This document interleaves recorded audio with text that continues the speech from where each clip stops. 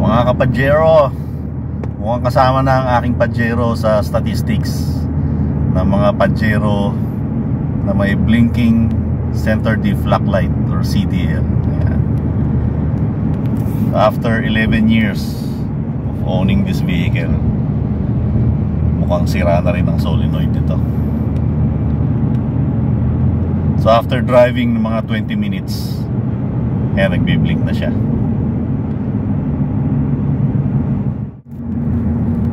Ayan, so kapag naka 4H naman, hindi na siya nagbiblink.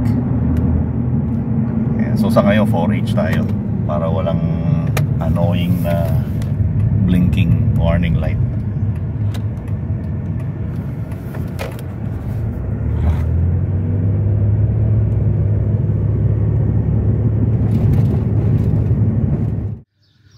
So pagka nakita nyo na nagbi-blink na yung CDL sa Pajero, so most likely itong problema, free wheel solenoid. So papalitan lang natin siya. Makikita siya dito. Ito. So 2 bolt lang yan, tapos 3 hose. So ito siya.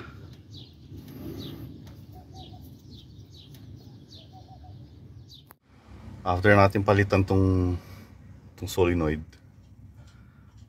may blinking pa rin. So may ibang problema to. So sabihin, hindi sira ito. So kailangan i-troubleshoot natin to. So ito yung front differential actuator. Ito siya. So ang trabaho nito, i-disengage yung left side half shaft or yung axle dito sa differential pagka naka 2-wheel drive. Pag naka 4-wheel drive or all-wheel drive, so naka-engage siya. So vacuum ang nagpapagana sa kanya. Ito yung diaphragm. So sa case ito, leaking yung diaphragm, kaya after a few minutes nagkakaroon ng flashing center diff light dahil nagkakaroon ng fault. Dahil once sumingaw yung vacuum, pag naka 2-wheel drive ka, babalik siya sa 4-wheel drive. Pag naka 2-wheel drive ka at nawala ng vacuum, babalik yung actuator sa 4-wheel drive position, which is yung default. So, nagkakaroon ng conflict sa computer, nalilito siya, kaya nagbabato siya ng fault. Okay, papalitan natin yan. So para palitan yan, tatanggalin lang itong boot.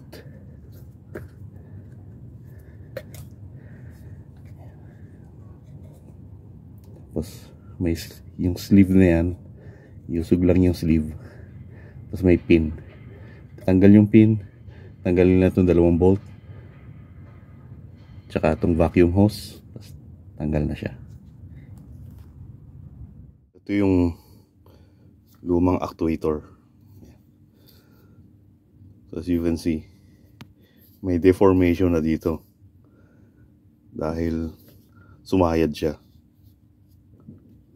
So 2 weeks ago, nag-off-road ako. Matigas pa yung buhangin. Bumangga yung skid plate sa buhangin. And yung skid plate bumangga dito sa actuator. Ayan. So na-flat yung dulo, which nag-cause ng singaw sa area na to. Kaya ako merong flashing CDL dahil singaw yung actuator.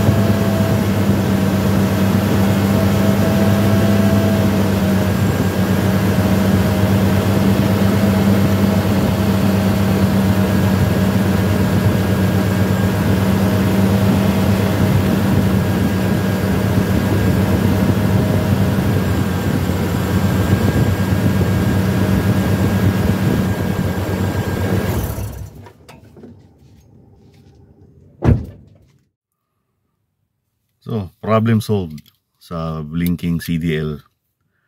So, most cases yung front diff solenoid ang may problema. So, in my case, hindi yun ang sira. Ang sira pala ay actuator. So, palitan natin actuator. After that, okay na. Alright.